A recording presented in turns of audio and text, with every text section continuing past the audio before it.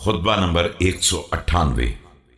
آپ علیہ السلام کے خطبے کا ایک حصہ جس میں خدا کے عالم جزیات ہونے پر تاکید کی گئی ہے اور پھر تقوی پر آمادہ کیا گیا ہے۔ بسم اللہ الرحمن الرحیم۔ يعلم عجيج الوحوش في الفلوات ومعاصي العباد في الخلوات واختلاف النينان في البحار الغامرات۔ وہ پروردگار صحراؤں میں جانوروں کی فریاد کو بھی جانتا ہے اور تنہائیوں میں بندوں کے گناہوں کو بھی۔ وہ گہرے سمندروں میں مچھلیوں کی رفت و آمد سے بھی باخبر ہے۔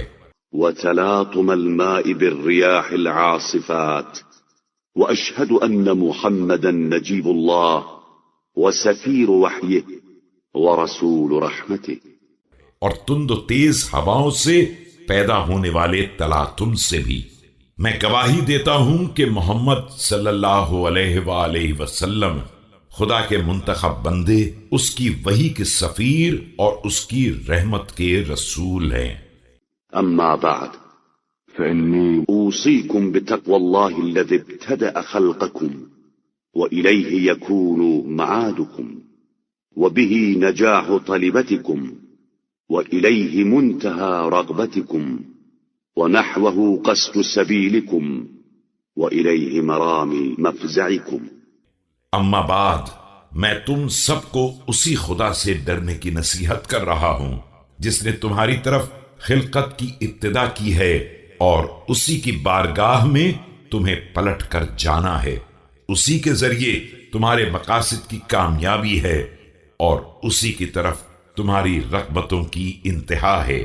اسی کی سمت تمہارا سیدھا راستہ ہے اور اسی کی طرف تمہاری فریادوں کا نشانہ ہے۔